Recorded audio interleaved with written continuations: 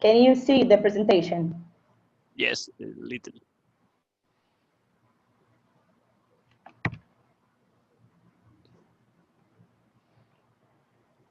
So, Tenés que agrandarla, as, Hanna. oh, Está pequeña la presentación. see, I'm going to put, now it's big. Perfect. Perfect. So, as we have some people here that they don't know about Paralympic sport, or they don't have experience in Paralympic sport, I will speak a little bit of the start of this kind of sports with Dr. Ludwig Guttmann. And he was a doctor, that he was in an hospital that during the war, the big war, yeah, I don't know the official name in English, but I think this is the name. And he was looking for the guys who was at the war, and they were amputees. So he started to change some things at the hospital, yeah. And one of these things that it was that he started to make sports, because if the guys they didn't have I don't know, one leg or one arm or two legs, I don't know, but they still can do some things, lots of things, as we know at this year at 2020, yeah. So he started with basketball in wheelchairs, and he started with other sports. And now in 2020, we are here, we have the Paralympic sports, we have the Special Olympics for other disabilities, and have lots of sports that works with people with disabilities. So he was the man of the sports for disabilities. Talking about Powerchair football, I know that we have Bar here that's the people for this, but I collected some information in the website of FIPFA. And 1978, France creates football in electric wheelchairs. That was the name of the sport in 1978. And the next year, 79, Canada starts to develop a sport called power soccer. In Brazil, we call power soccer too. 2005, they did an international rule book and made it official. So the sport was officially Powerchair football. In 2007, it was the first World Cup in Tokyo, in Japan, with 8 teams. 2009, the first America's Cup with Canada and US. They were only the only countries that did Powerchair football. Now we have the America's Cup, but we have the America's Cup with North America and South America playing together. 2009, Powerchair football was recognized by the IPC. The IPC is the International Paralympic Committee. So we are not, I think, as you know, we are not a Paralympic sport, but we are recognized by the IPC, and we are trying to get into the Paralympic Games. 2011, Asia started, so now we have the Pacific and Ocean Zone, yeah, with Japan, Australia, and New Zealand. And as we saw at the Congress, we have new countries starting. 2012, we started here in Brazil, and then Uruguay and Argentina. And now we are trying to get more countries, because we have lots of countries here, but we are trying to get more people involved with Powerchair football. And here you are, 2020, with more than 30 countries. And sorry, I forgot Mexico, that now is playing too at the North America. So if you want to know more about the story of our sport, you can go to FIPFA website, and there we have all the information, yeah. So I'm not here to talk about the sport, because we are here to talk about classification, but I think it's important if we have some people here that never saw a match of Powerchair football. Powerchair football, we have an indoor basketball court. So we have some marking at the floor. We have the foot guard. That is something that we have to, that we can adapt at the Powerchair. We know that we have a strike force, that is the specific chair of the sport, but we know that we have lots of teams, lots of clubs and countries that they don't have they don't play with strike force, so they have a Powerchair, and they have to make some adaptation at the Powerchair. So the foot guard is like the foot of the guys. They need the foot guard to play and to control and hit the ball. Yeah, our ball is too big, as you can see during the competition and during some videos on YouTube. We have 2 times of 20 minutes, and we have 2 teams playing against each other with 4 players, and we have more 4, and we have a goalkeeper and 3 field players. I don't know if you all know that we have the speed test, that we have the test of the velocity of the Powerchair football, and it's official, and the official competitions, they have to have up to 10 kilometers per hour. And all of this information are at the FIPFA website too, if you want, and I think it's very good to everybody know more about the sport. So talking about classification, I'm going to say something that I always say at my courses here in Brazil and at the university that I am a teacher. It's the difference between the regular sport and the sport for disability or Paralympic sport. People who don't have disabilities, I can be an example. So I decided to make kickboxing and beach soccer when I was a teenager. Yeah, so I decided, okay, I'm going to make kickboxing, I'm going to make beach soccer, and okay, I go there, I choose a club, I choose a team, and yeah, I did sport. But if I have a disability, it's not too easy like this, because the sport choose me. Yeah, I don't know if you can understand the people who don't have experience in para sports, but the rule is that the disability, each sport has disabilities. So if I am blind, if I can't see anything, I have to look for sports that are for blind ones. And we have goalball, have swimming, athletics, and other sports. If I have an intellectual disability, I can go to swimming and athletics at the Paralympic sports, but I can go to the Special Olympics. And for us, yeah, we have some disabilities that we are going to have to have with Julie at the next Saturday. So classification was medical at the start of the sports, and now it's functional. So I think it's better now. But the sports of blinds, they're still medical. Yeah, they are B1, B2, and B3. And they are separated by how much they can see or they cannot see. But the other sports, for the physical ones, they are functional. So I went to the Paralympic, the APFC website, and if you want to get more information, you have to, you can go there.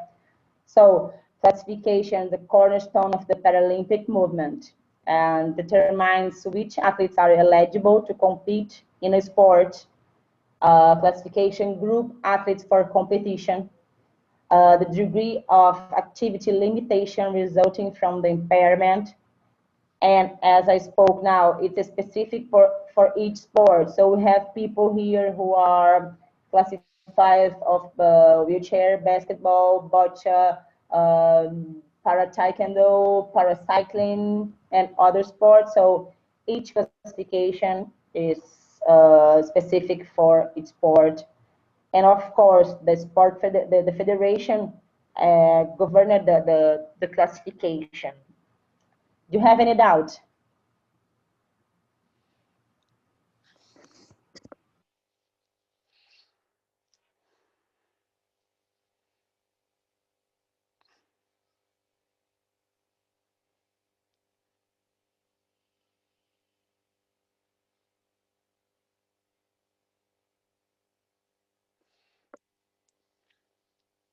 Hanna.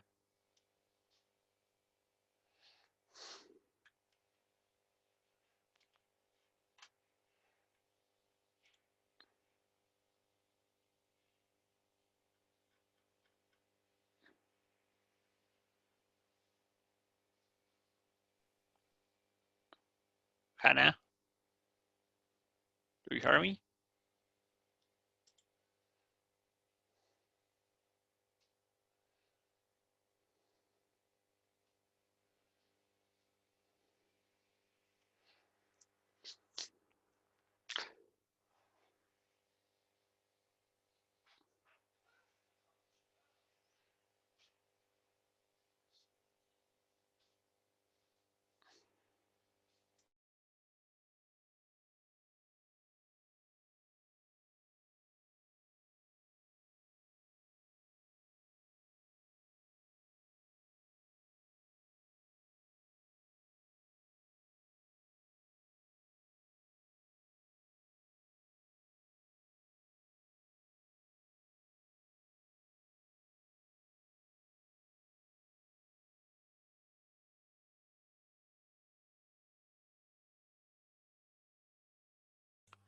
Hanna, hello. Do you hear me? Pablo, Yes. ¿por qué no tratas? ¿Por qué no tratas por el chat? Sí, le estoy escribiendo, pero no sé qué le pasó. Se ve que la conexión era instable de ella, viste que parpadeaba la presentación. Sí. Parece que se fue nomás. Parece. ¿Quién sigue? Ella es la única que sabe de esto. Oh, A ver, la voy a tratar de llamar. Please wait a minute. I call Hanna. okay, we wait.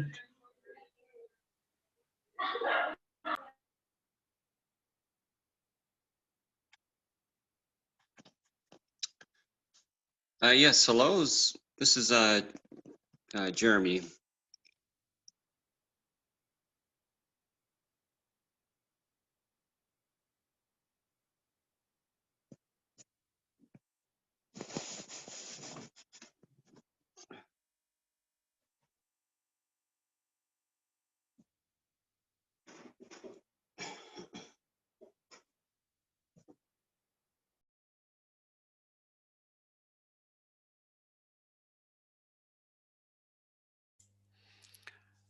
Sorry, and we wait in 1 minute. The connection of Hanna is cut off. Sorry.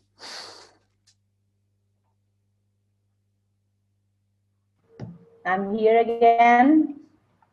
Yes.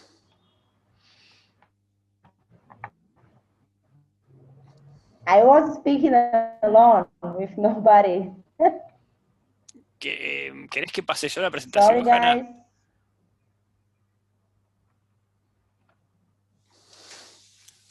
Hanna, Yes, bien, ¿no? ¿querés que la pase yo la presentación? Así consumís menos ancho de banda y podés hablar. Can you see? Wait. Sí, creo que sí, creo que sí. No sé, no transmite. A ver, deja de ¿No compartir. se puede? Voy a tratar de acá.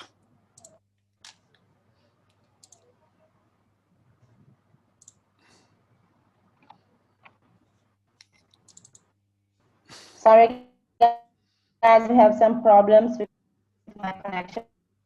Maybe I was talking alone.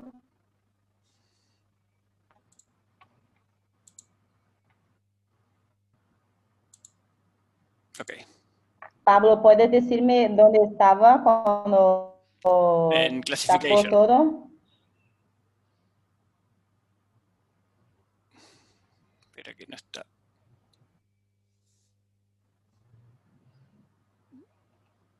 Estamos complicados con... ¿Puedes colocar en el Sí, slide? pero espera que está... Dame un segundo. Vamos a tratar de hacer otra cosa. Generalmente esto lo podemos solucionar así.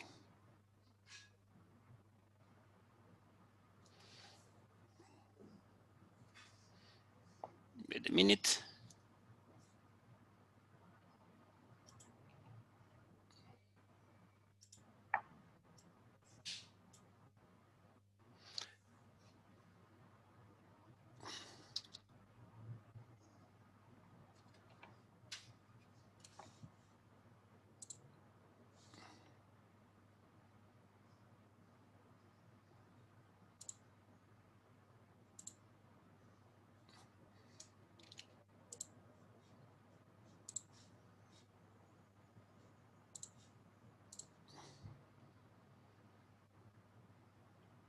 Ok.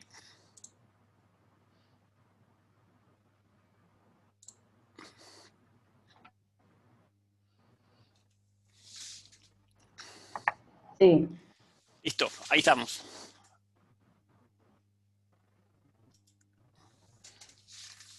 ¿Quieres que avance?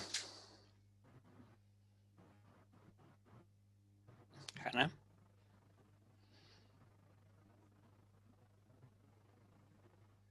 No se te escucha.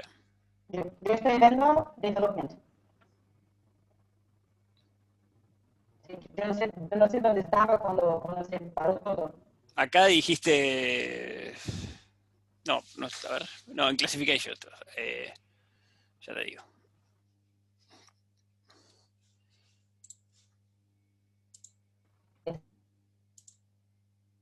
Acá estabas. Terminaste esto, me parece. ¿Estamos en esa o en otro slide? Acá.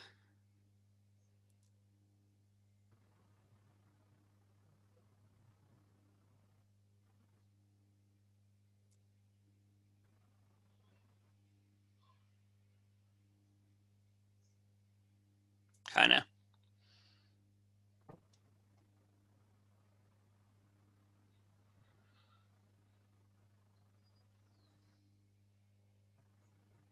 ¿Puedes colocar en casa?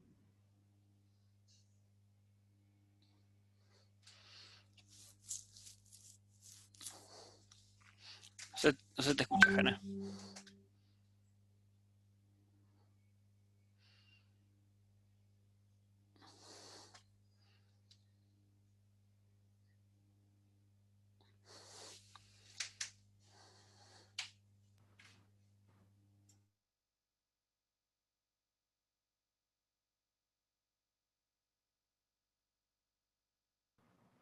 Yo no puedo ver, yo estoy viendo development.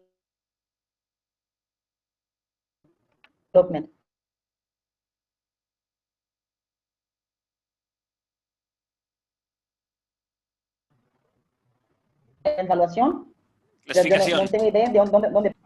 Estabas hablando de los distintos tipos de deportes que podían elegir y los que no podían elegir. Pablo, ¿Me escuchas?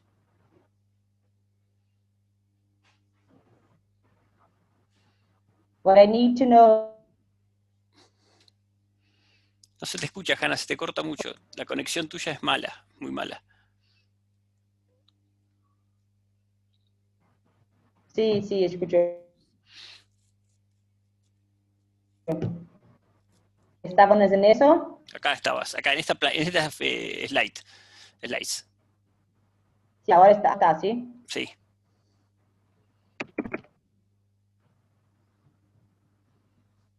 Sí, ahora escúchame bien. Ahora se te Entonces, escucha. Sí, dale. classification, ¿sí? Dale.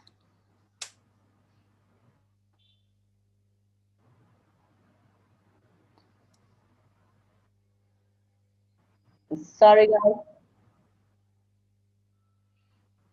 Sorry, guys. We had a problem with my connection, maybe. I was speaking with nobody. I think, as Camila wrote, that we are in classifications live and talk with you. So I went to the Paralympic, International Paralympic Committee website, and we have all information about classification.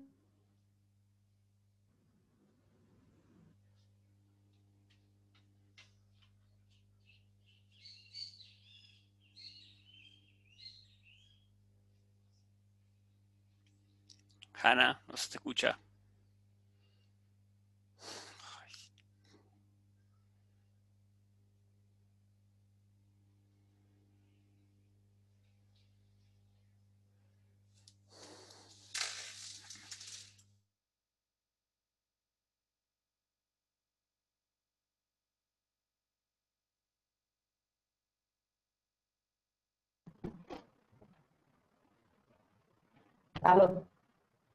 To the Paralympic, International Paralympic Committee website, and we have all information about classification. Yeah. Está muy mal, Hanna. Estamos te ouvindo sim, mas entrecortado. Claro. Hoje está mais quente, viu? E é na maior parte do país. Em Curitiba temos máximas de 29 graus, aqui em São Paulo 30. Temos Lost Hanna, sorry. Também em Maceió, em Campo Grande. I'm sorry.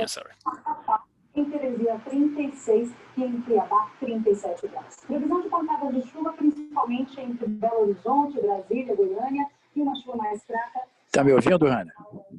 Também de Natal até Maceió e no leste do Paraná e de Santa Catarina. Nada de chuva nas áreas em amarelo, na maior parte do sul e também do Nordeste. Mas, Ju, agora sim, na hora de falar do domingo, como é que fica o tempo amanhã? Pois é, a gente preparou aqui, olha, um especial do tempo nas eleições amanhã. Sérgio, a gente te escuta, mas não escuta a Hanna. E a maioria tem possibilidade de chuva, só 3 capitais terão sol. Ok, há problema na comunicação. São Paulo pode ter chuva isolada à tarde, tem calor de 31 graus nesse domingo. Hanna, se estiver me ouvindo, nós estamos com um problema de comunicação, só está aparecendo a logomarca da associação. Yes. E desta forma não está havendo transmissão. 34 graus em Cuiabá. No sul pode voltar a chover em toda a região, esquenta mais. Em Curitiba também, em Florianópolis. Só muta seu áudio por enquanto, Sérgio, enquanto a Hanna volta. Norte e Nordeste. Norte, vamos falar de lá primeiro. Como para desligar? Só mutar o seu microfone por enquanto. Na região, lembrando que as eleições por lá foram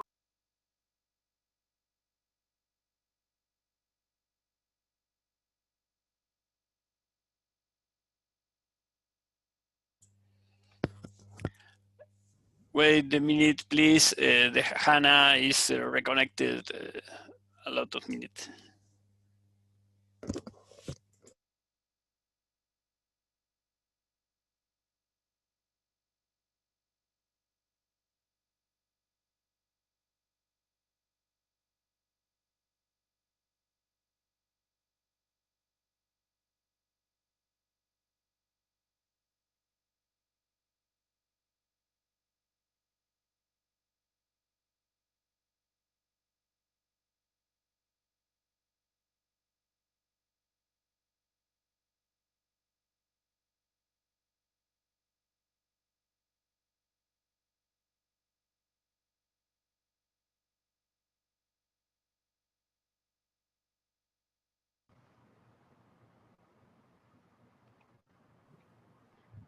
Hello, guys. Can you hear me?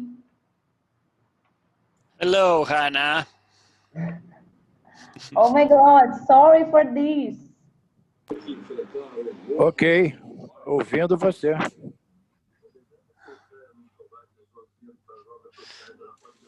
It's the new normality. Oh Of my course. God, sorry. Yes. Okay, go Hanna. So, where put it the, I was at classification, yes? Yes. Yes. So I'm trying to speak again. It's the third time that I'm going to speak of this, talk about this slide. Sorry guys, sorry again. So talking about classification, I know that we have some classifiers here for other sports. So the people who is a classifier, you all know that the classification is specific for each sport. So wheelchair rugby has a classification, wheelchair basketball has another, bocce other, and goes like this. But for people who don't know anything about classification, if it's the first time that you listen about classification, you can go to the IPC, to the International Paralympic Committee website, and there we have lots of things about talking about classification. Yeah, so the classification is the cornerstone of the Paralympic movement, and it determines which athletes are eligible to compete in the sport. So as I spoke before, if I am in the wheelchair basketball competition, it's a kind of classification, and wheelchair rugby another one, and like this. We group athletes for competition. So we have, like bocce, we have BC1, BC2, BC3, and BC4. And swimming, we have S1, S11, S, I don't know, we have lots of classes. And at Powerchair football, we have 2 classes. So it's a specific of the sports. And the degree of activity limitation resulting from the impairment of the athletes, yeah? So we're not talking about if he or she is a good player, but we are talking about the resulting from the impairment. And of course, each sport has the federation, and the sport federation governed the classification. It's okay now, guys. Have any doubt? You can put your hand on, and you can ask by the chat if you want. Pablo, can you put the other one, please? No hands raised. Okay.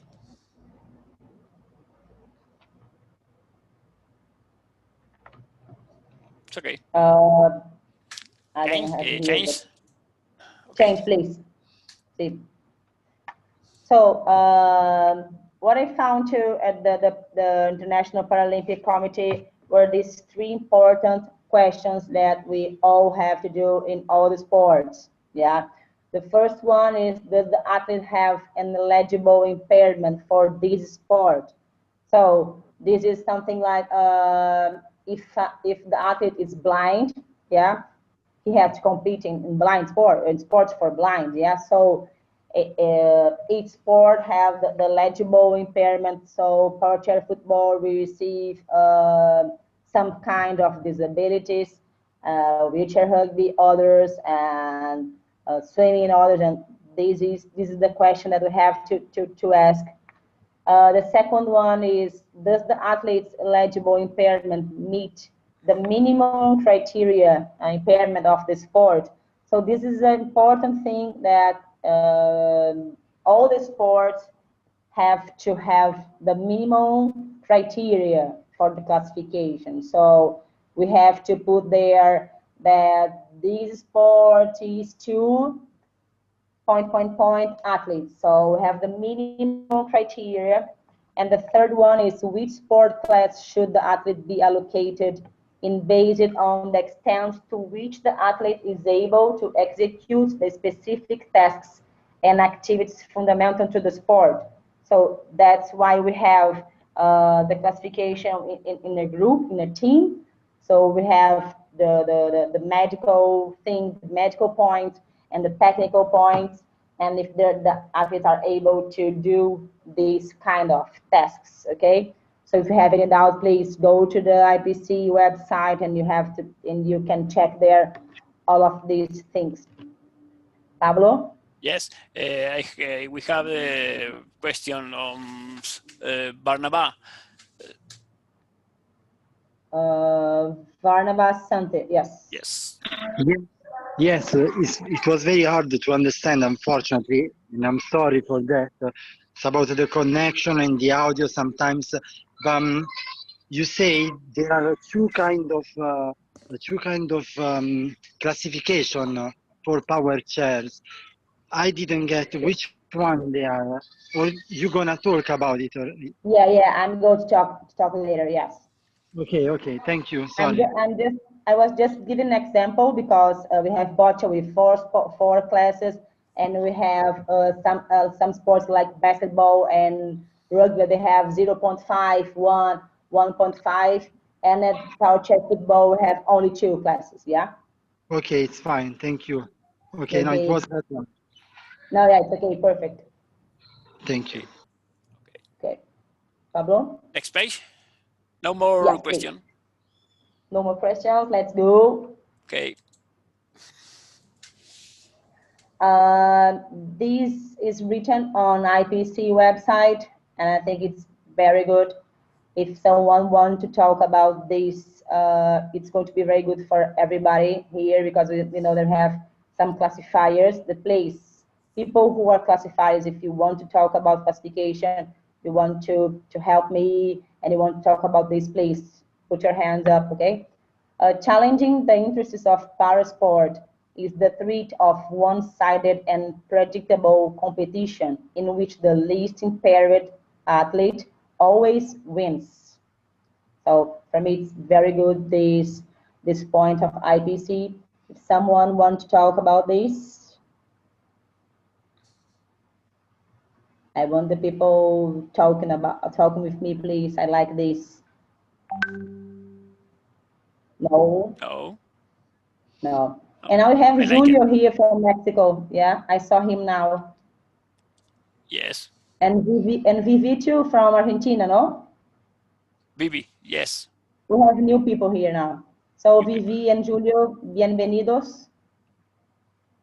Pablo, the next, please. Okay. So I don't know if I was on talking about this, but the specific disabilities that we accept in Powerchair football. We are going to talk about this the next Saturday. I invited Julie from US. She is an international classifier FIPFA, and she has lots of experience with classification and with people with disability. So she's going to talk about all these important points of classification. I'm going to talk about the classification in the whole point, the whole situation, and about the technical part. That I am a physical education teacher. So these is groups that IPC has on their idea of classification. So 5 groups: amputees, neurological, orthopedic, myopathies, and SCI, and non-eligible impairments. There are 3: reduced land, visual impairment, intellectual impairment. And these and the next slides are going to be with Julie at the next Saturday, okay? So please, if you have any doubts about disabilities, we are going to talk about this with Julie, okay? Pablo, the next one. Please, the next, please. This is going to be with Julie. So, talking about classification, and I think most of, I don't know, we have 22 maybe or 23 Paralympic sports, and we have other sports trying to get like handball, like powerchair football, like the how is the name? The official name is football for amputees. I don't know. So all of them, I don't know if all of them, but a good number of them, they have this system of classification that we have doctors, we have physios or occupational therapies. Here at Brazil, we say TO, and we have the people who know sport. And why do we have this group, yeah, working on classification? Because we need to have different kind of people that know about some different kind of things. So the doctors, they know if this disability is eligible or not for the sport. The physios and the TOs, they know about lots of tests that we do with the athletes, with some medical tests that we do, that we make, sorry, and the technical classifier, that's me and other people here that I know, we do some sports tests. So we have 1, 2, 3 people working together in the classification and international or national level. Here in Brazil, we have national, we have the American zone classifiers, and we have some international classifiers. I know that in Europe too and Asia too. So this is what we do in classification. Just talking about the technical classifier, we have an idea that they must be professionals. They must have a university or something like this. But in my idea, we can have some people that know about sports, yeah. Or we have some classifiers that they were athletes. So if it's possible, yeah, and we need this. We need people that knows about soccer, that knows about football, and knows about sports, and nobody knows better than the athletes. Yeah. So I spoke with these in a Brazilian course that I did last year. You know that if the athletes, if they don't want to play more, please, we need technical classifiers that know about sports. Yeah? So I don't know if you understood what I spoke, but it's this. Pablo? Next. Yes, please. No question. We have question? No. So this is a picture, I don't know, from 2 years ago, maybe. This is Frederick from Denmark, and this is me making an evaluation of an athlete from South America. Yeah.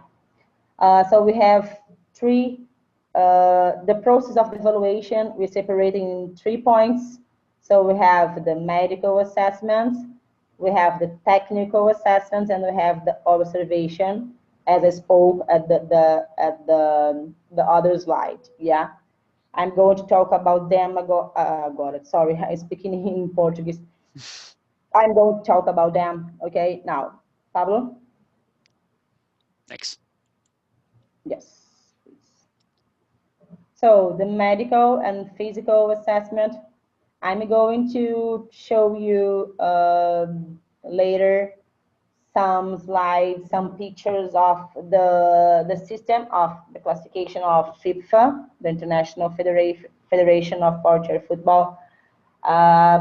So we have some specific tests with our athletes. So we have the interview. Yeah, we have to know about the disability. We have to know about the medications. We have to know some kind of things of the athletes. We have to understand who is this athlete, and we not have to be friends, but we have to make a nice environment and these kind of things. We have to smile, have to be educated with them. They are all for our sport, yeah. So we have a small interview. So I'm Hanna, and this is Pablo, and the other one is Julio. We are the classification team, and we are going to ask you some questions. If you have any doubt, please let us know. And this is classification, and it's okay. We have some questions about the equipment. So which kind of wheelchair that we have, some restraints that the athlete may have. We have tests the head of the athlete. We test the trunk. We test the arm or the leg that controls the joystick. So we don't test both arms or both legs. And of course, we have people that they don't have arms and then don't have legs, so it's okay. We're not going to test, of course. And we have some specific tests like neurological, the coordination, the fine one, and then the motor ones, and just to CPs and other possible neurological conditions that we are going to receive during the classification. Yes. Do you have some doubts, please? If you have, please put your hands up. I think that this is easy for people who know about classification, for the other classifiers. I know that in wheelchair rugby, that you put the athlete on the bed, yeah. But in Powerchair football, we don't do this. The athletes are on the wheelchair, so they're there. Okay, so this is one of the difference between our classification and others one. Pablo. Okay.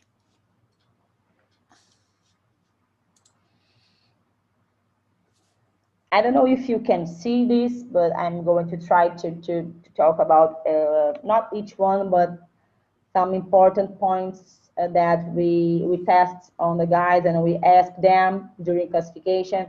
So as I spoke, the type of the chair, the jersey number, this is important because we are going to watch these athletes during the matches. So we need to know the number of these athletes. So if he's 1 or 2 or 5, I don't know.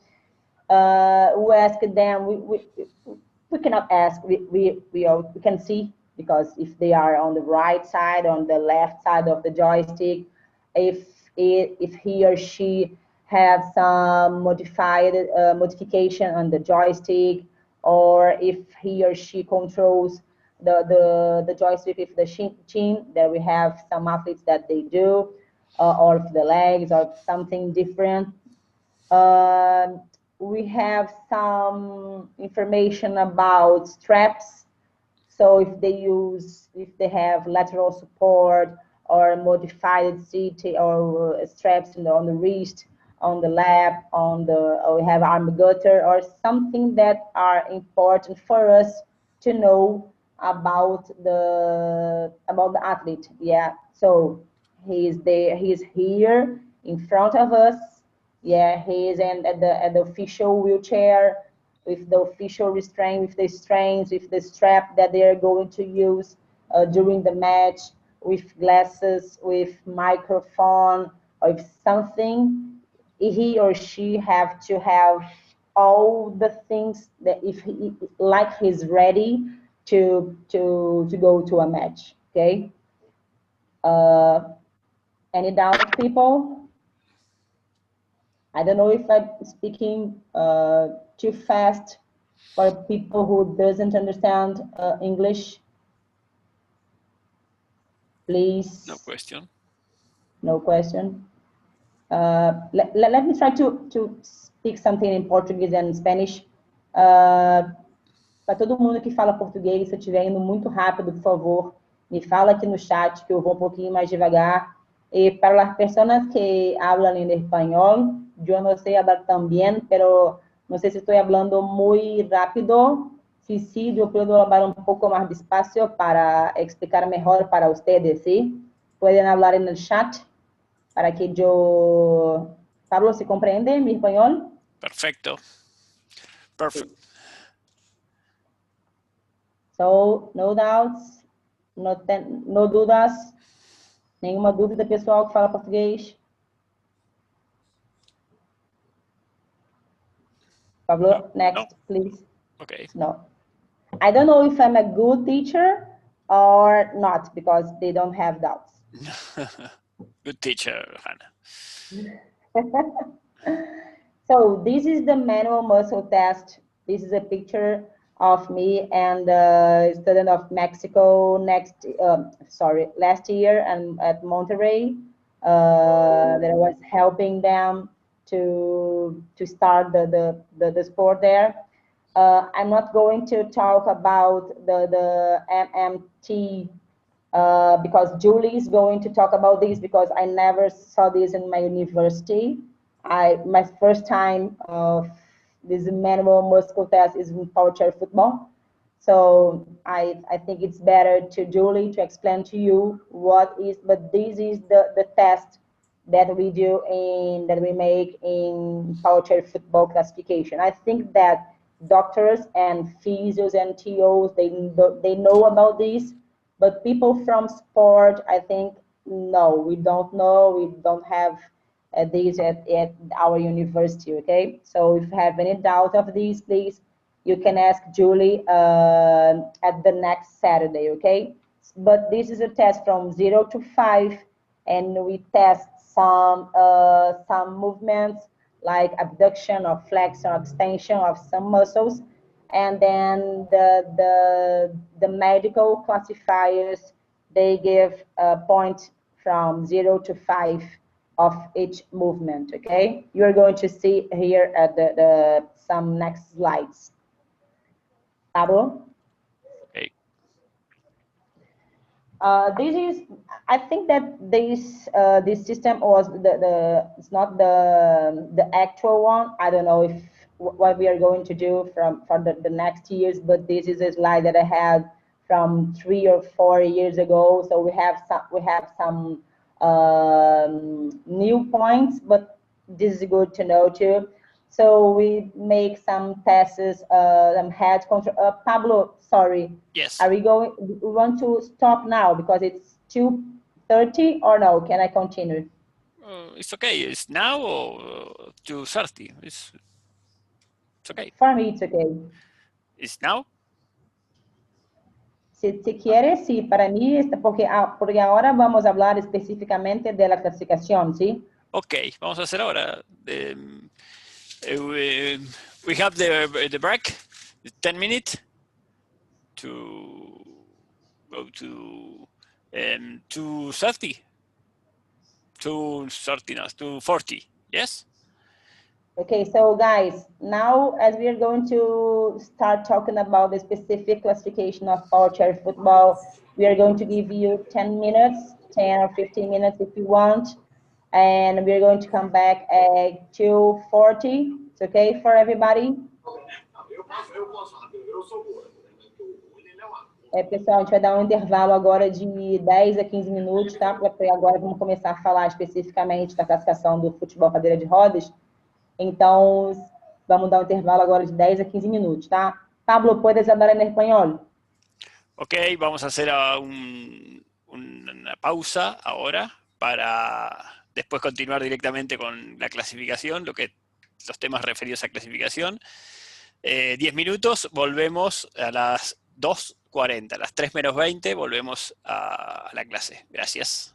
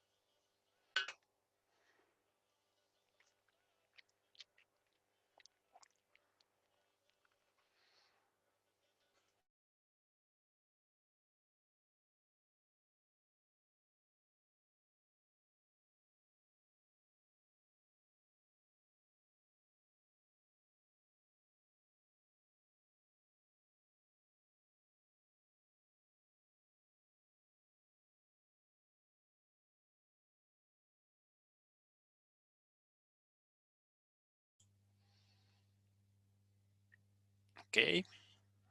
Hanna? Yeah, I'm here. Okay.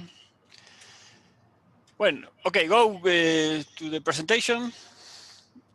I don't know, I have any question? So some people send me messages. They want me to speak slowly in English.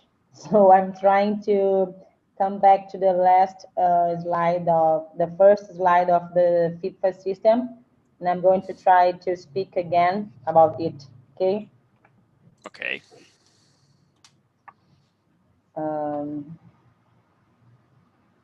La primera slide con el sistema, ¿sí?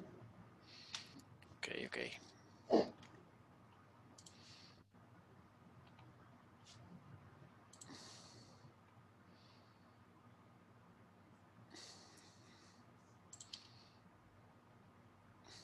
Wait a minute. Yes. Oh my God.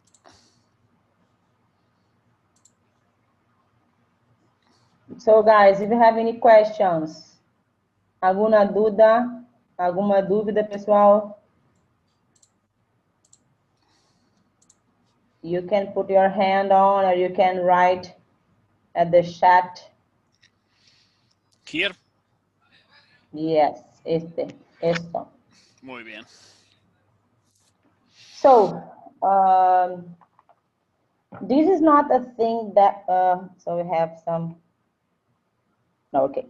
So, the FIPFA system is not a thing that we have on our clinics, on our courses, because it's better to talk about the classification, of course, during the practice with the athletes. But as we don't have the practice, I decided to put the... Pablo, no puedo ver la Yes, presentación. sí, ya dame un segundo. So as we don't have the practice, I chose to put the system to everybody know about it. Yeah, so it's going to be better for you to know which kind of tests, which kind of questions, which kind of something that we do at the classification during our classification. Yeah, so I'm going to start again with the system. So this is the first thing that we have. So we have to check if the athlete controls the wheelchair with the right side or with the left side, with the arm or with the leg. Let me see.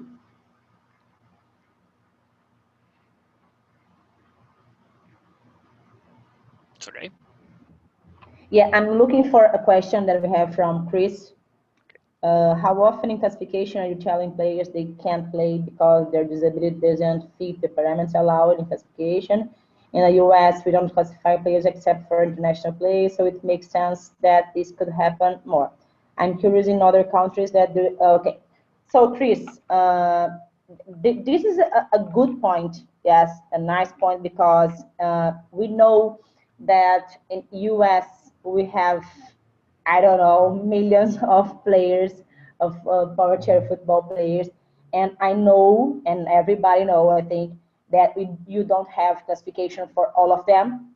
Yeah, so this is one point that I know that you are starting to do, or you have to, but I don't know how you are going to do the, how can I explain, the national classification. Yeah. I was on Texas last year with Mexico, and I saw some athletes that they are not eligible to play officially. Yeah, and I know that we have some countries. I don't know if I'm correct, okay, but I know that Argentina has or had. I don't know. I know that France has these, because I spoke with some people from France, that they have some different leagues. I don't know if this is the name, but I can give you the example of Brazil. We only accept, how can I say, eligible players here to play Powerchair football, but we tell them that, okay, you were not allowed to do this sport, we're not eligible for Powerchair football, but you have other sports that you can play, or you can be with us, not with us, but be with the team or the club just to as a recreational sport, or you can help them with some other points of something. You can help them to be, I don't know, technical or something like this. But my idea of classification, as I am a classifier since 2004 and in another sport, is that we have this idea too clear for the athletes and for people. Yeah, if you can't play Powerchair football, you have to play other, and you have lots of sports to play. Powerchair football and bocce, maybe they are sports to people who how can I say this? They don't, or yeah, but they don't have an opportunity to make other sports.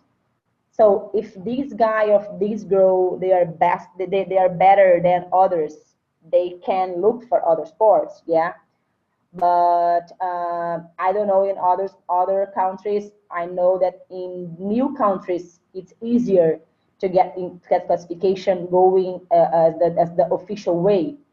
I know that Barb is here. I don't know if she's here now, but she's from US and she knows about this. That US you don't have this official classification going in all the competition. Yes. Do we have any people from other countries that you want to talk about this with us now? You're relating to the fact that we don't have classification yet in the US? Yeah, so I don't know where is the so Chris, oh, from Chris. Yes. Can you our administrative body has changed in the US, so I think that introducing a classification system is going to become more welcome, especially like at our national events where we can get some athletes officially classified. But we need to train some national classifiers here. We have a bunch that are classified already in the US, so it's definitely going to happen in the next few years, I think. Yeah, I know that Julie and JP, they are working on these two. Yeah. Right, exactly. Yep. And I've talked a lot with the incoming president about it. So yeah. So that is. So Chris, it's okay for you? Presented to the coaches and athletes, was there some sort of, standard format that they were given when they were, into the sport? So, or was it just a subject? I know that we have some athletes that they really love Powerchair football and they really want to play Powerchair football. So this idea, the idea to have other different leagues or different, I don't know, different classification. Yeah, so something like PF3 or PF4, I don't know the number that some countries that they give. But you have to explain the athletes that officially, if they are not PF1 and PF2, they can't be an official, an official player. Yeah? They can play with the whole team. They can be with the team, but officially, if some if the coach is going to call the athletes from an official competition, they're not going with them. So this is important for everybody know about the eligibility of the sport. Yeah. Yes, Hannah, there are always going to be recreational teams, and there's, I mean, the sport is open worldwide to anybody at this point, but they would not be able to compete if your country has a classification system. They would not be able to compete in a national tournament or on a national team, depending on how the club system works in their country. Maybe also, but I'm sure that there's recreational leagues I know in the US, anybody at this point can compete, but you would not be considered for our national team to compete internationally. Yeah. And if we were to go to Canada, say, and have a friendly tournament, which we do sometimes, all the athletes who participate would need to be classified and qualify, and the game would be run with at least two PF1s on the court at a time by the rules. Even though within the US, we don't adhere to that. Our coaches that understand classification kind of look at that with their teams, but there's no restrictions at this point. Yeah, okay. So do you have anyone from other country that have any doubt on this question, on this point? Italy, Greece, Uruguay, Argentina, Brazil, Mexico, we have lots of people here. Do you have any doubt, people? If don't, okay. So let's go.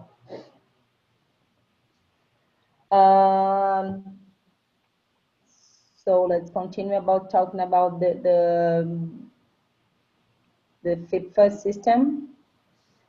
So going back, so we have to check if the athlete controls the joystick with the right or with the left arm or leg, or with the chin, or with something that we may have. I remember the first time that I saw Agustin Zanoli from Argentina playing, and I started to write an article at my university talking about these athletes that they don't have, or they don't have the functional on the arms or on the legs, and they need to control the joystick with the head. Yeah, so this is very, I don't know the name, but I love Agustin Zanoli, and I love the way that he controls, that he plays the chair. Yeah? I don't know if everybody know about Agustin Zanoli, but you can check Agustin Zanoli in Instagram. I don't know now, but I can check here. He has an Instagram talking about points of disability and other things. I'm going to put here at the chat. So we have to check the type of the chair. Again, we know that we have, I'm going to answer later, okay, if a coach can be a classificator. We have to check the type of the type of the chair. So again, we know that Strikeforce, it's a good chair for the sport.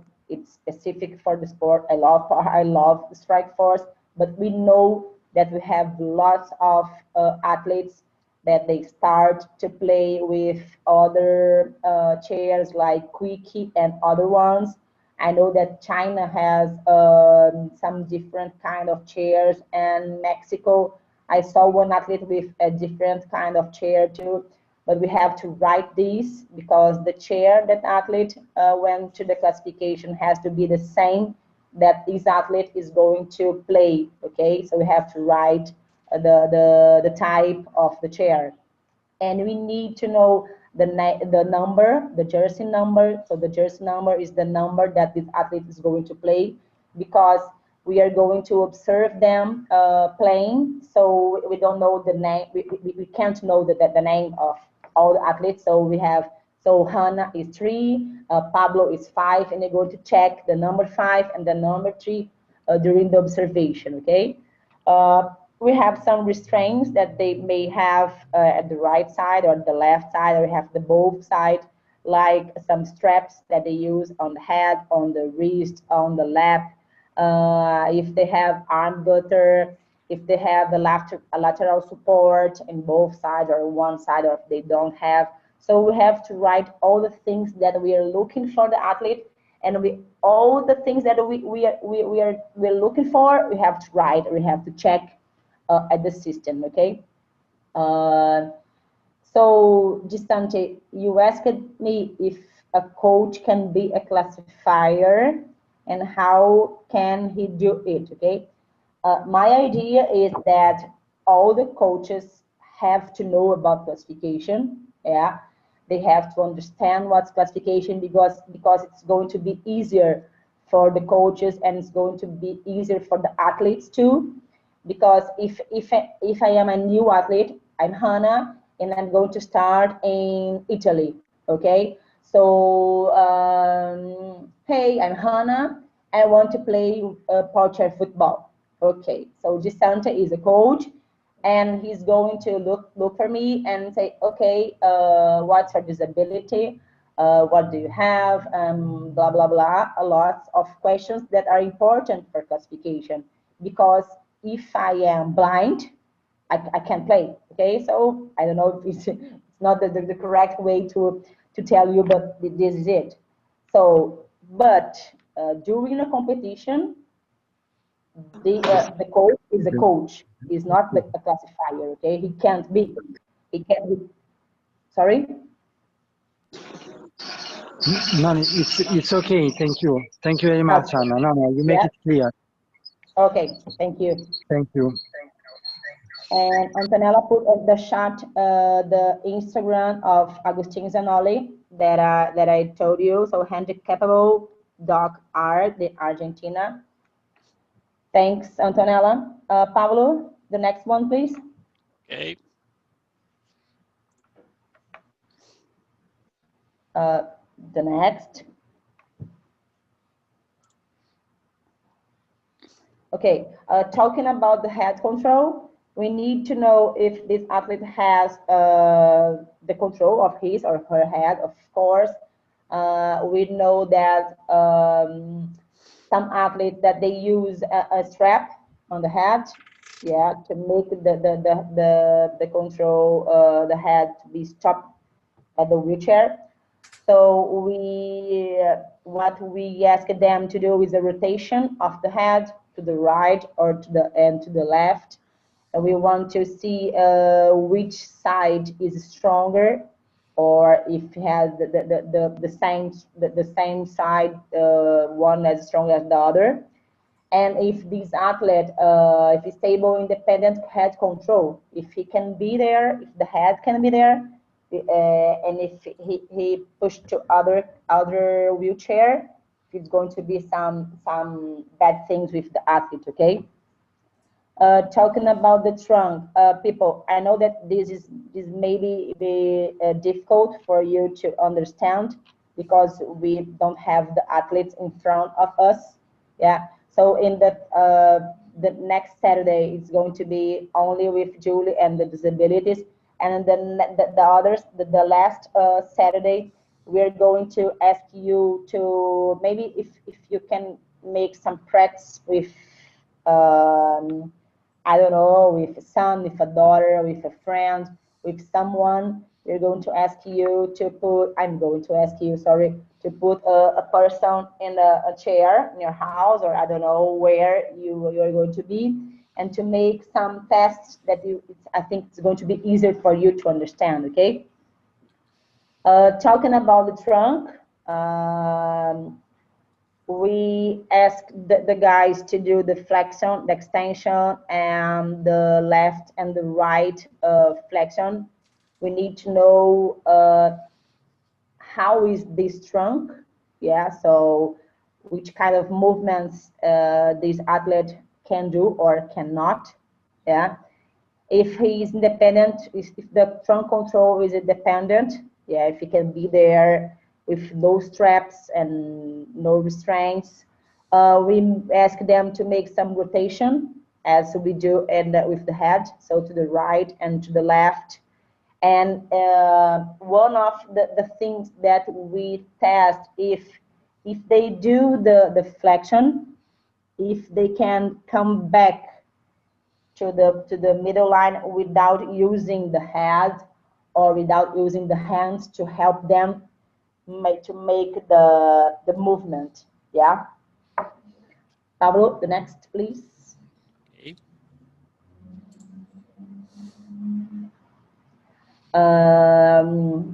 This is, yeah, this is the third one. So this is me in Mexico with Andrea she's a player of Mexico. Some tests that we make on the arm is with shoulders, with elbow, and with wrist. All the same tests like flexion, extension, abduction, and adduction. As I told you, we have some athletes that they don't have or the function or the arm or the leg, so we cannot make these kind of tests.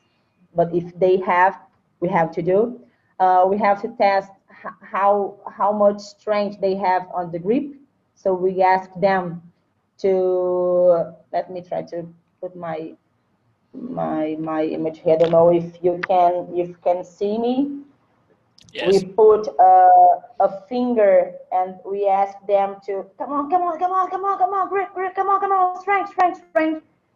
And this is the way that we test the grip strength, okay? And the other tests are about coordination, the gross motor and the fine motor, and we test about reflex of the guys have some disability that we need to know more about this. And I always tell my people that we have difference between the disabilities, and now we know that we are rewriting the classification manual. I think next year is going to be the year that's going to be officially the new one, and we are changing our view about the CPs, because we know that most of them are too strong. But talking about all the coordination of the coordination of them, they have some difficulties with this. So we put if you put an amputee and a CP, if you make the wrist go, we know that the amputee he goes, and the CP he or she needs some minutes or some seconds to understand what is going. Some of them, not all of them, yeah.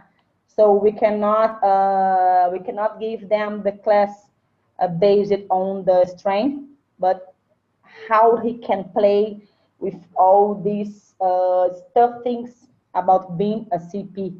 Yeah, I don't know if you understand this. I don't know if you have experience with CPs, cerebral palsy, from Brazil, paralisia cerebral. But if you have an experience, I think that you understand what I'm talking about. Yeah. And the last question that we have is the type of joystick grip. So I'm going to put the video again.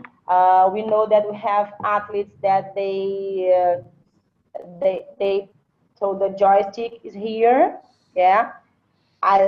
They can make all the hand, or they can use 2 fingers, or they can use, I don't know, lots of types of the joystick grip, and you have to write this, okay? Pablo? Next. Yes, please. So this is what I was talking about, the coordination of some CPs or other disabilities that we statistic that we do with the CPs, the gross motor coordination, the fine motor coordination, and some reflex. So what we see if it's normal, or it's irregular, or it's very irregular, so, or unable to compete.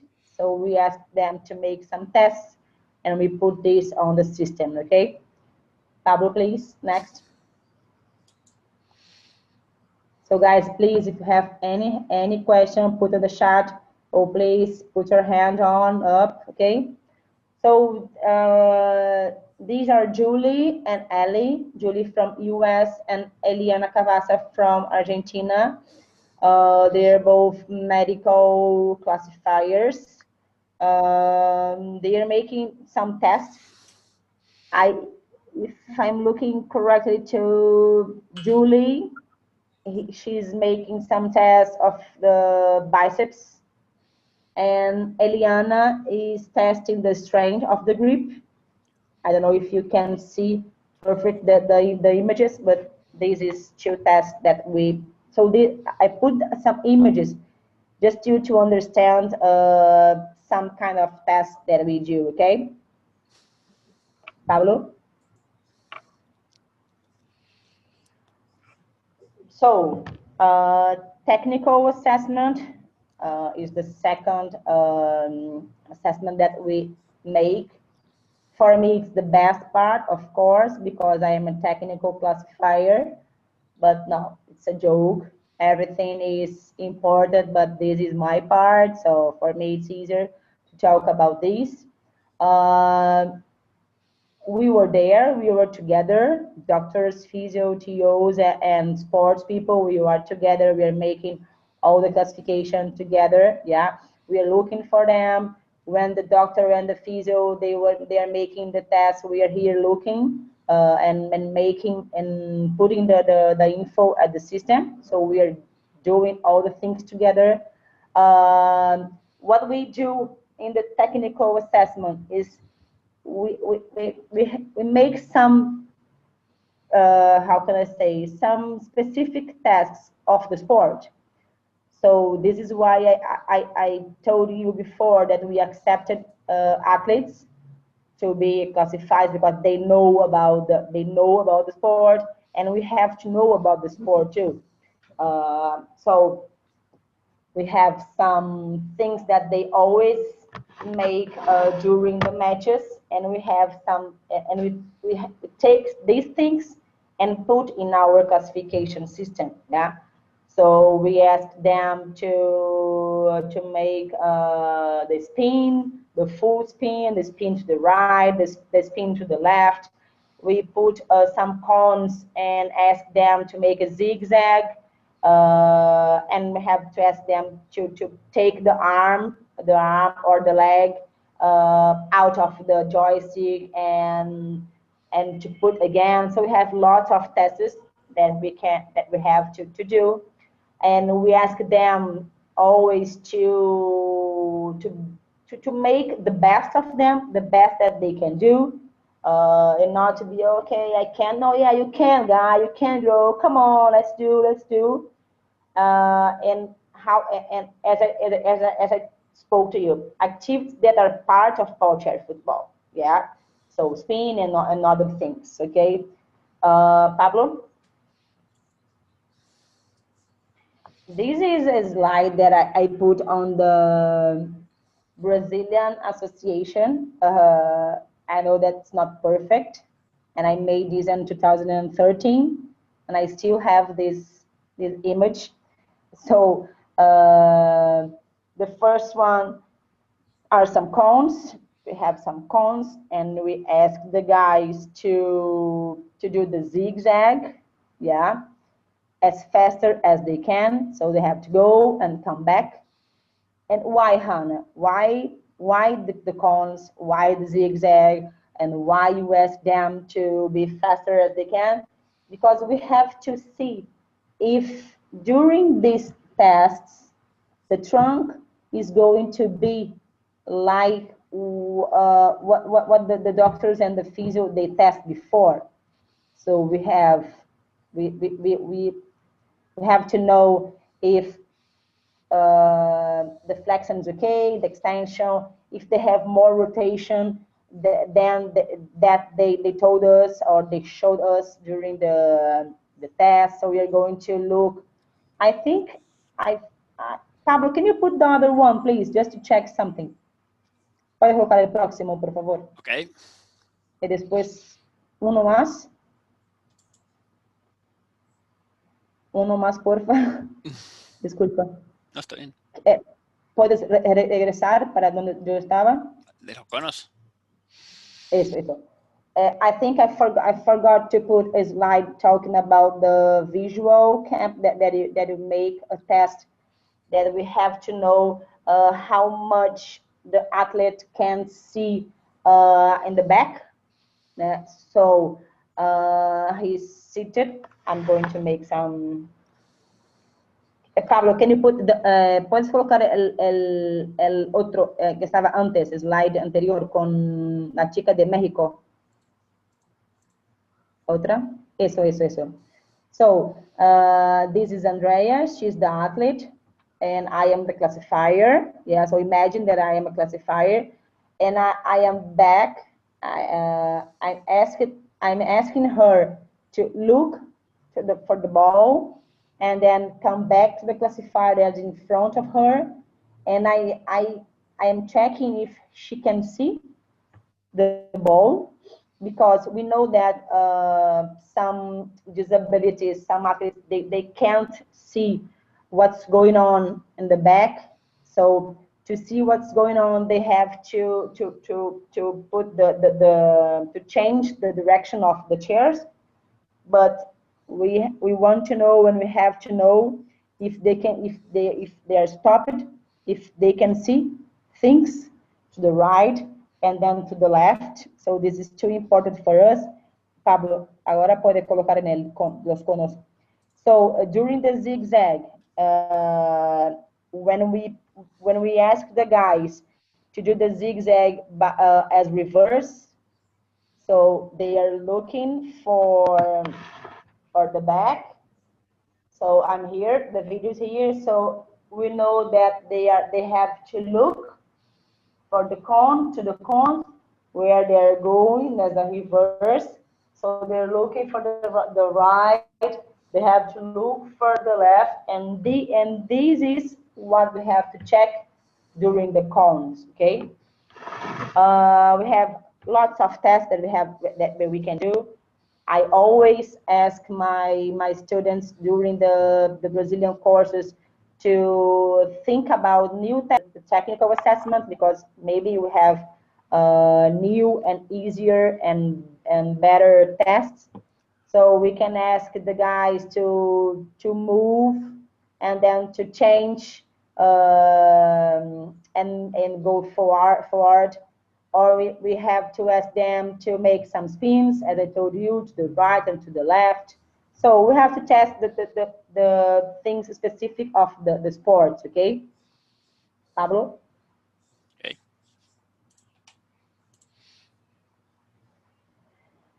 These are some points that we have on our system. The driving skills, if they are smooth, jerky, or if they have delay. We ask them to take off the hand, that I told you, or the leg, to know if the recovery of the joystick, if they have the minimal delay or a severe delay. This is some things that we are changing at the manual, but this was the last one that we had. If they have some difficulty in adjusting to the line of the ball. So these are points that we are looking during the technical assessment. Okay, if the joystick grip is affected, if they change the grip during the tests, if they are able to sustain impact without losing head control, if they're reliant on sitting for trunk control or for head control. So we have lots of things to test during the assessment, okay? Pablo? Please. So this is me last year in Australia. This is what I told us. We have some cones, and we always talk to the athletes at the same line, please, because they are always at the chair and we are bigger than most of them. So I explain to this guy what he has to do, the zigzag, or I don't know what I was talking about. And the second one, I'm sure that was the visual lab, because we have some marks on the floor, on the court, and we ask them, he or she, to look to the mark that we have in the court and tell us if they can see or not the ball, okay? Next, please, Pablo. Okay. After this, we ask the athlete and the person who is with him or her to give us some minutes. But before we ask the guy, I always remember this thing when I was at the World Cup in US 2017, and I asked a Japanese player if they can say something, come on, say something like Japan or something like go of Japan, because we have to know if he has clear communication and if the volume of the voice may affect him or her. And I always remember that the guy say, I have a girlfriend. I say, okay, perfect, woohoo, super. I love the Japanese athlete. I love him, But it's good for him, of course, and it's good for us because he spoke to us. Oh yeah, it's your husband, and I love you too, girl. So these are some questions that we make to the athletes. If he can play all the match or half of the match. So something that are important for us to know. Pablo, please. So this is the last point, yeah. So we check the disability, if the minimum criteria, we have all the physical assessment, we make the technical assessment, the secondary factors, and now this is the time that we ask the athlete and the person to give us a few minutes to think about the classification, think about the class. We have some athletes that are easy, so okay, they're PF1, okay, they're PF2, but we have some borderlines that we call, we have some people that we have doubts. So we always have the manual, the classification manual with us, because it's going to be easier when you have some doubts. So maybe one classifier thinks that the guy or the girl is a PF1, and the other thinks that he is a PF2. So we have to check the manual. We have to talk with our team, and we have to go back to the manual and to check the disability. We have now we have Julie is going to talk with you next Saturday. We have all the disabilities separated and the manual. If you have the classification manual, you can see. If you don't have, you have on the FIPFA website. You have PF1, PF2, and uneligible. I think we are going to have on the new manual. So we have to check, because we can have doubts, and if we have doubts, we can put him or her as a PF2, and then we put them as a PF1. But it's difficult with some athletes. It's not easy. We have two checks, 2 points, not eligible, PF2 and PF1, and we have the new ones. Of course, if they are new athletes, they come to us, and they have to be reviewed up to the second or third classification of this guy, and he's confirmed after 2 or 3 if he has the same class in all of these competitions. So we ask the athlete to come back with the person, and okay, Pablo, we decided that your class, that you are PF2 or you are a PF1. We are going to observe you during the matches. We are going to observe if we are certain with your class. If you have any doubt, please, now it's time. And if the guy or the girl doesn't have any doubt, they can go. And we have, I don't know if you can see that we have a little check to do that's observed during the event. So we have to come back to the system and check it, because we have to look for this guy or this girl during the competition. Okay, Pablo, the next one, please. So this is the observation that we have to do. This was in US during the last World Cup. The big boss, Stuart Evans, with some people from different countries. Me, Florent, France, have Franny from Canada, we have Richard from England, we have lots of people. What we have to do during the classification is to observe, of course, as the name.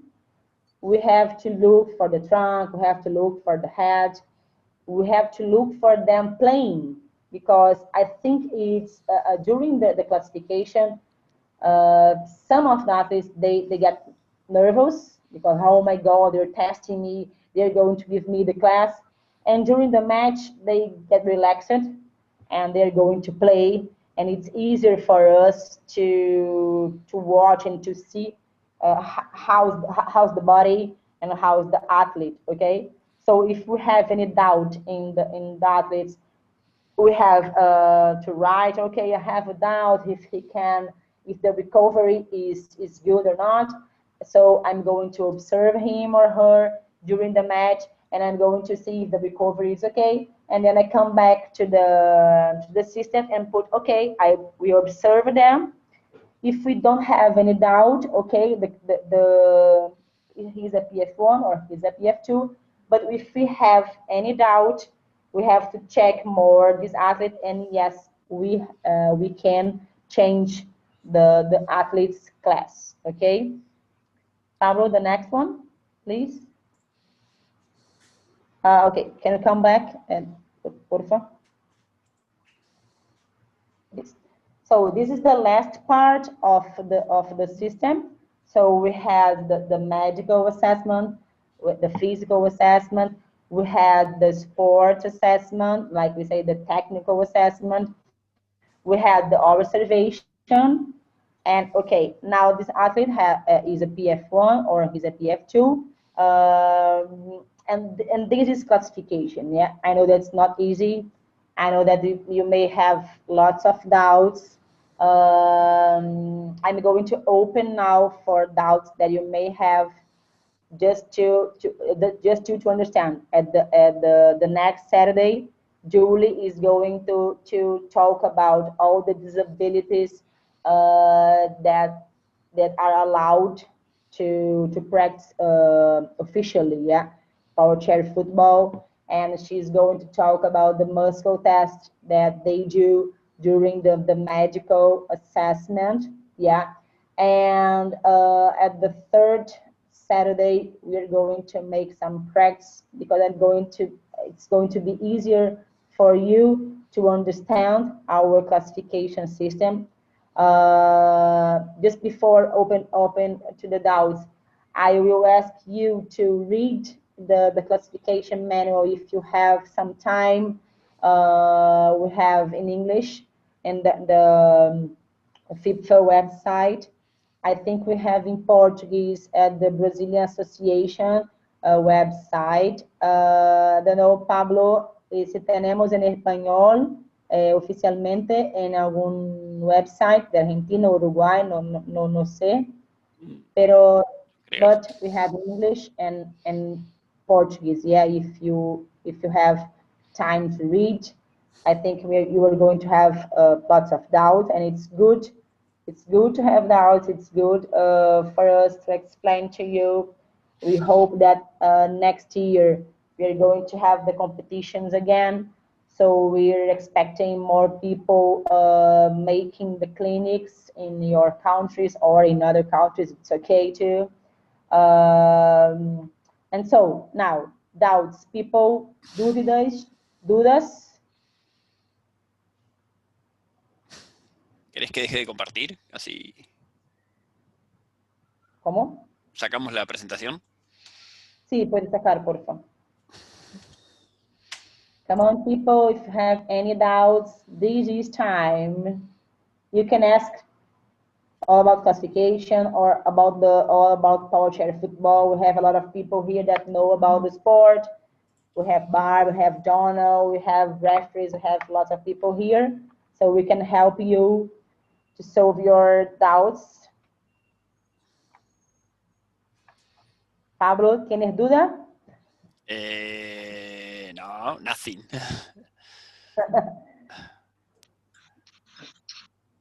Nobody. I don't know if I'm a good teacher. Okay. Sante. Okay. Yes, sorry again. Okay. I No, just it's would like okay. to make sure and make it clear about the classification PF1, PF2. What does it mean, please? Okay, this Sunday. My idea is to talk about this at the third Saturday, but it's okay. It's a good question. I'm going to talk to you and to all now. Talking about Powerchair football classification, PF1 and PF2, what we have to understand is that PF2, sorry, I sometimes speak in Portuguese and English together, so sorry. What we have is that the PF2, my God, PF1, I'm looking here for the manual just to talk to you as the manual what it says. Just a minute, please, because it's easier. Because let me check here. I don't want to bother you. If it's something that you plan to do in the No, third no, session. it's okay. No, it's okay for me. Thank you. Let me check here. The game, FIPFA classification. 1 minute, please.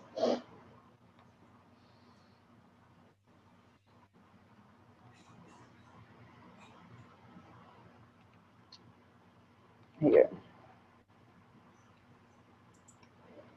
So,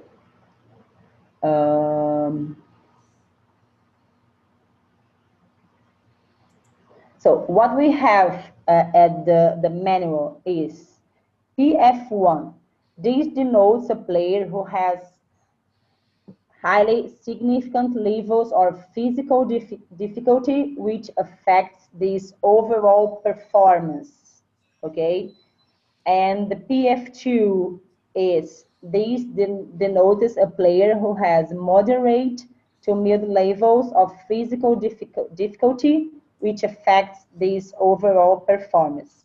I know that is a theory. When we look for the athletes, when we have more knowledge about classification of Powerchair football, we look for someone say, okay, he's a PF1, or okay, he is a PF2.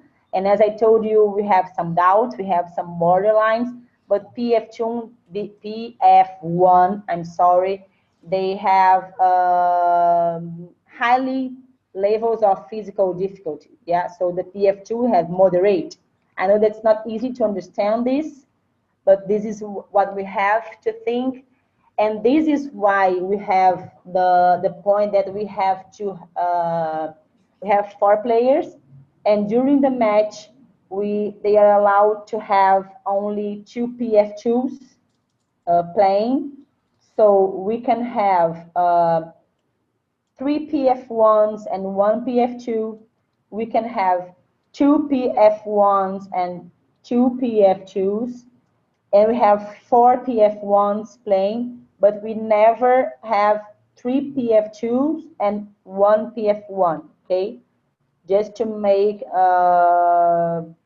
clear, talking about the classification. Yeah, so we have a sticker that we put on the chair, on the power chair, let's say PF1 and PF2. That's going to be easier for the referees, and it's going to be easier for the coach to know who are playing. Yeah. No, thank you. Thank you, Anna. Thank you very much. More doubts, and thanks, Marie. I'm an excellent teacher. Oh my God, thank you. Okay, ask in English, Spanish, Portuguese, no problem. Come on. All the way. Come on, guys. Yeah, Pablo, I'm a good teacher. Yes, really. Dúvidas? en español, en portugués, in English? No? Someone want to talk about something about the sport, about your experience in the sport, about classification? Hanna, please. You are an amazing teacher. Oh my God. 10 for Hanna. Yeah. Mariana?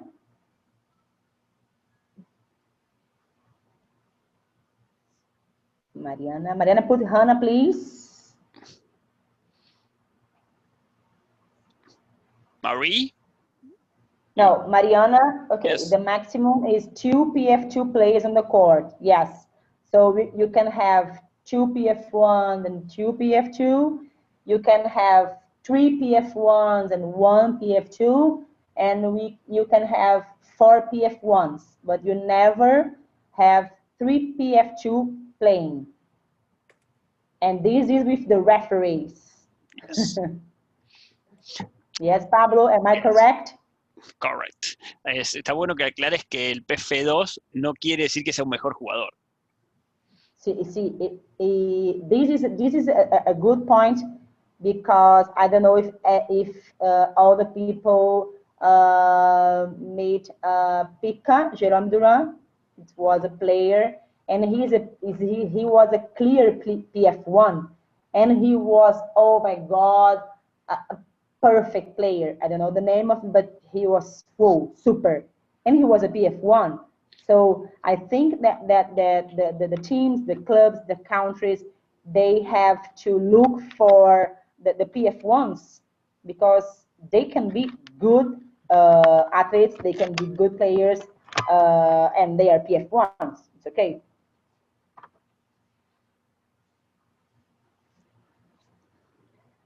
Mariana? Okay, next.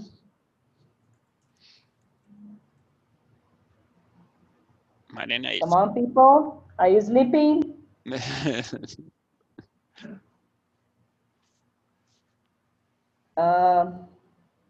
Just 1 minute here. I don't know if it's Mahi or it's Mary. Mary, yeah, because she speaks English.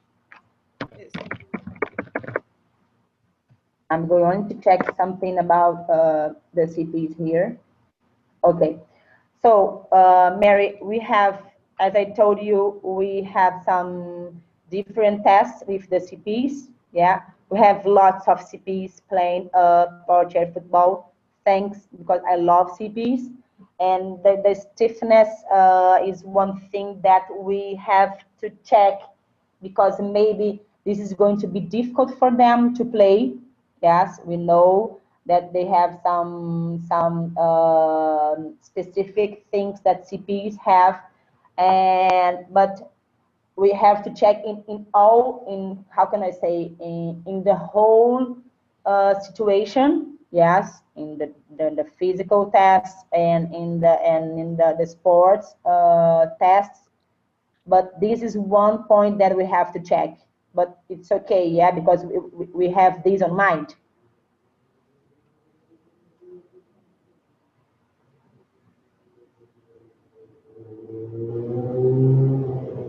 Let me check if she's going to say something. Mary, if you want to speak, the micro is okay, yeah? Can you hear me? Yes. I can't hear you.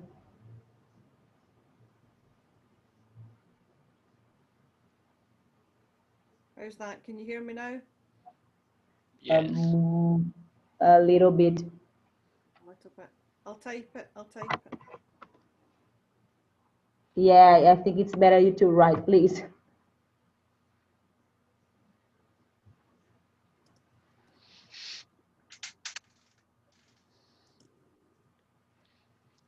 Let's wait for Mary.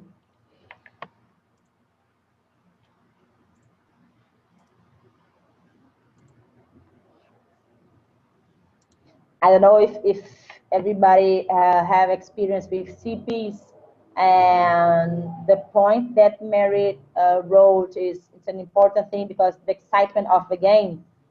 they start to make some movements, yeah, in the body. So during the game, the body stiffens and the chains sitting position. Yeah, and this is one of the things that we check during the observation. Yeah, as I was talking, they change, yeah, the sitting position, but we know that they change because we are looking for them. So we have to know if this is a point that maybe change the class, yes, or not, because maybe it's only during the goal or in some few moments, yeah.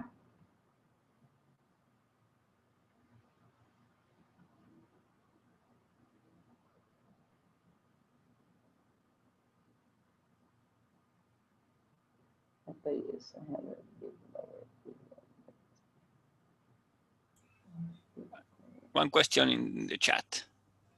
Yeah, from Japan, yeah. They have players who has a bit lower physical.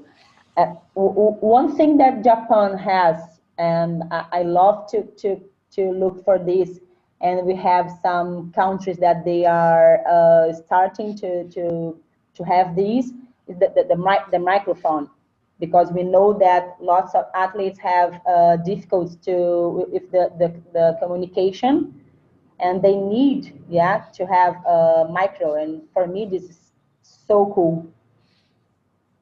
Oh, Sonia is here.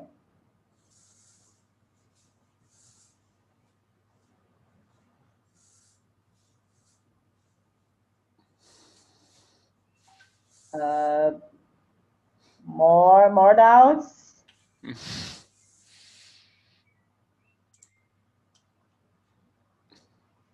Someone want to say something? No more questions. No more that. Sorry. Okay. Okay.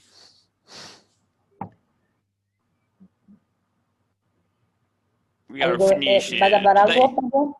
No, it's okay. Yeah. Okay. You close so thanks, guys. Yeah, this was the first day. I know that it was lot of information, especially for people who don't have experience with classification or experience with Powerchair football. As I told you, at the next Saturday, we're going to have Julie with us.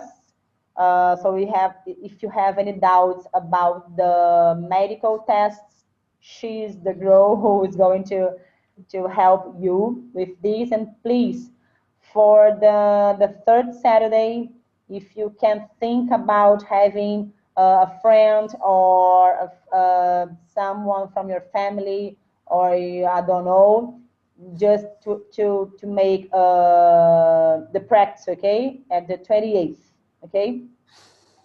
Pablo, gracias. Thank you. Obrigada. Muchas gracias a vos, Hanna. Thank you all. We see the next Saturday. I thank you for your time. It's okay. Thank you. See you all, guys. Thank you very much. Thank you. Bye, Maria. You. Gracias. Obrigada. Thank you, Bar. Thank Au you. revoir. See you next Saturday. Au revoir. Adios. Pablo, see you shortly. Yes. Donald. Okay. Thank you very much. Thanks from Greece. Thank you. Thank you. Bye-bye. Bye-bye. Thank you, Greece, for participating. Yeah, thanks for all. Thank you. Thank you, Greece. We'll see you. Thank you, Marta. Thank you, Camila. Ciao. Bye, bye, bye. Adios.